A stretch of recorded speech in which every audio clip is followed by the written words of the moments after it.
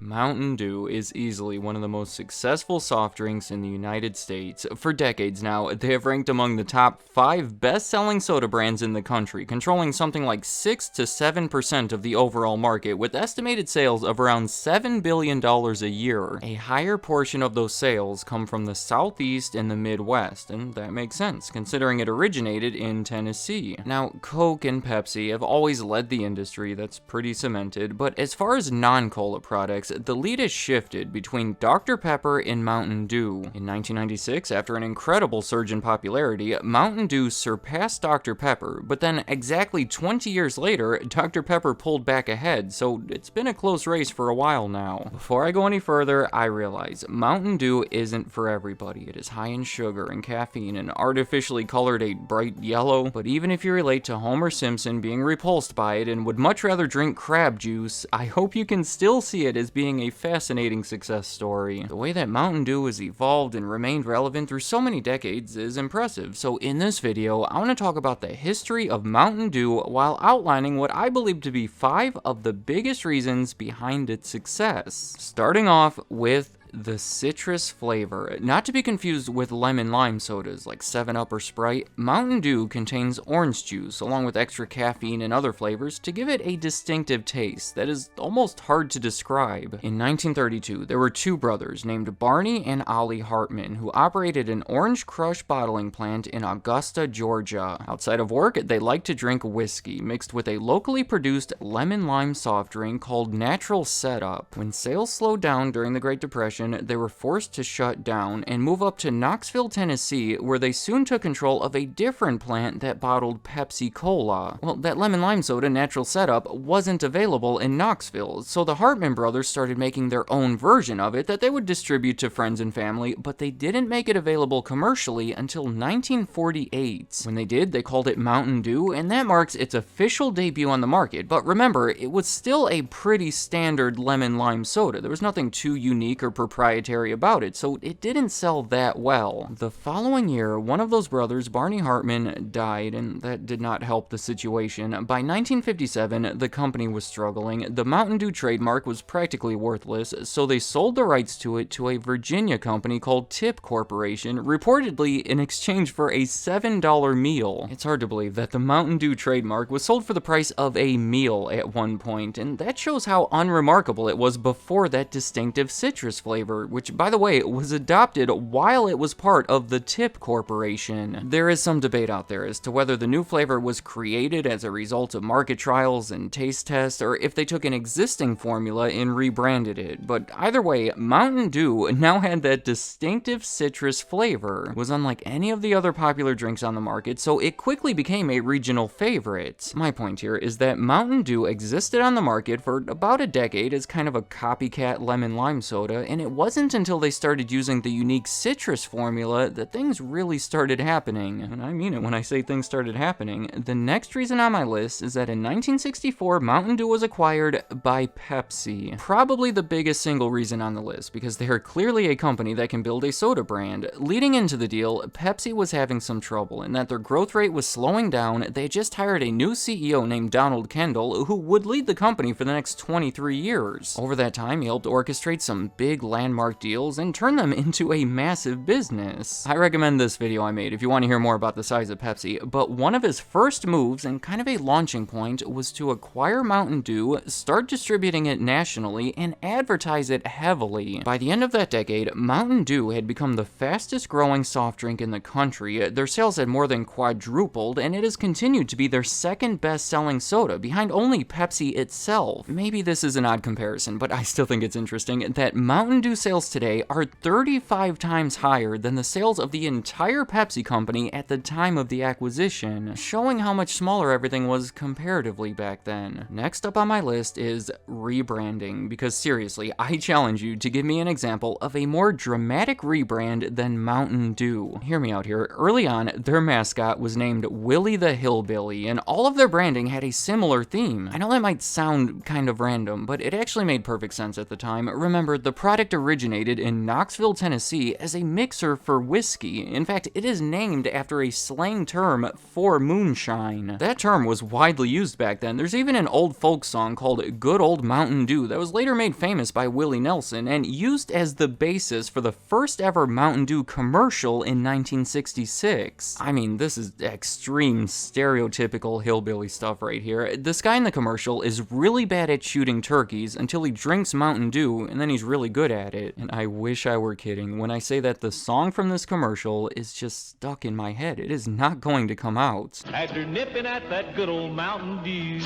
Hillbillies had become a big thing in pop culture at the time. One of the biggest TV shows was The Beverly Hillbillies, so they leaned into it with taglines like Yahoo Mountain Dew and it'll tickle your innards. Yahoo! Mountain Dew! Oh my goodness. So even though it all made sense and it gave them a comedic identity, it may not have been the most widely appealing. Going into the 1970s, they set out to target a younger, more active demographic by changing their logo into something that much more resembles the one that they have today, and changing their campaign. The next one was potentially a little misguided, where they showed a bunch of people doing everyday activities without shoes on because the soda gave them that barefoot feeling. You know, it's so good it'll knock your socks off and make you want to relax. Looking back on it, we could see that focusing on people's feet during a soda commercial may not have been the greatest idea, but they ultimately found success with the tagline, Hello Sunshine, Hello Mountain Dew. The commercials would show young people running around and having fun in nature settings, and throughout the 1970s, they almost quadrupled their sales yet again. By the 1990s, they just continued building on that youth, active lifestyle image by sponsoring the first X Games and coming out with new taglines like Get Vertical, and the one that I remember the most,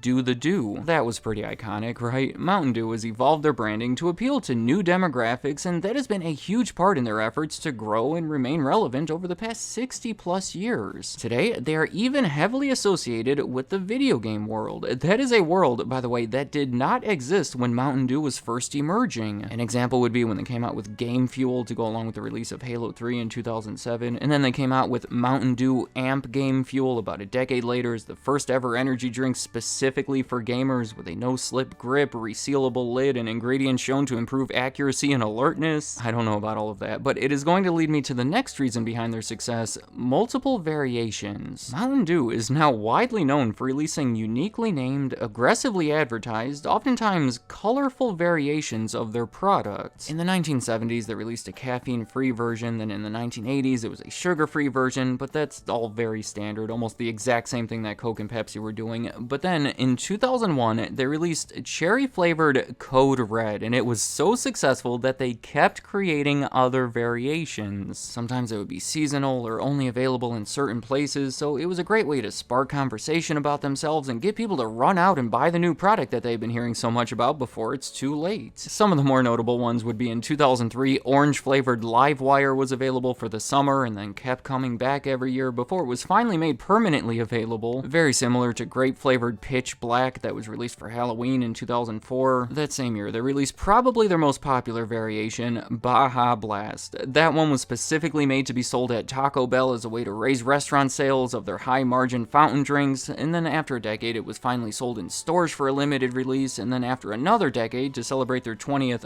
Baja-versary, it was put in stores for the full year. In 2008, they had this Dew-mocracy campaign, I'm saying a lot of new words in this video, where soda drinkers helped develop a flavor based on interactive games on their website, and then they voted on 3 finalists that were sold in stores over the summer. After 350,000 votes, 42% of them said they preferred blue raspberry flavored Voltage, and that became the new flavor. And then on top of that, there have been various energy drinks that use the Mountain Dew branding. I can truly be here for the next hour detailing various Mountain Dew variations, but I'm not going to do that because my intention here is simply to express how they have stayed relevant by repeatedly releasing new flavors with catchy names and labels that typically prove to be popular. My last reason behind their success is a lack of competition. Back in my first reason, I said that signature citrus flavor was the big new thing on the market way back in the 1950s, and everyone else was so slow to react to it. Sundrop is a competing soda that predates Mountain Dew, but it was still very small at the time, and larger companies did not pay much attention to it until Mountain Dew had already proven the concept to be successful on a national scale. Today, Sundrop is part of the Keurig Dr. Pepper company, but has always been trailing far behind Mountain Dew. Dew. The obvious direction to look for a competitor to the Pepsi-owned Mountain Dew would be Coca-Cola, right? But no, this is actually the only beverage category where Pepsi has consistently beaten Coca-Cola, and it hasn't even been close. In 1979, Coca-Cola released Mellow Yellow as a direct competitor, but it has really fallen short. It has been associated with racing ever since being featured on Tom Cruise's car in the movie Days of Thunder, giving it publicity, but it has never caught up to the same scale as Mountain Dew and has always trailed far behind. In 1997, they tried again, much more aggressively, when they released Surge with a $50 million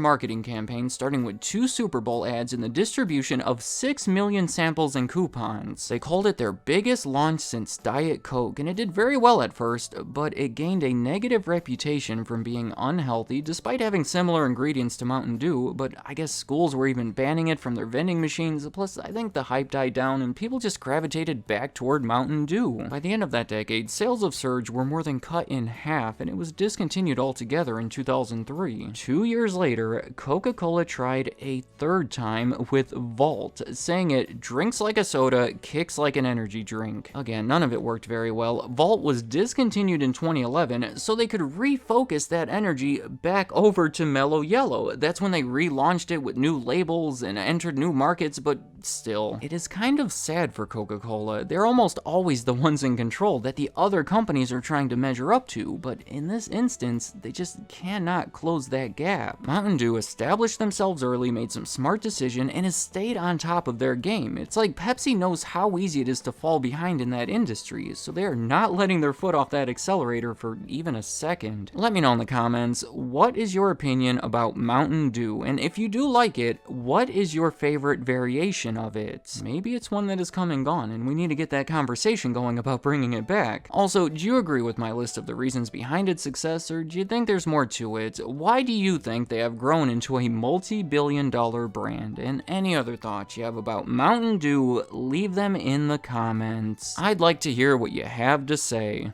Thank you for watching.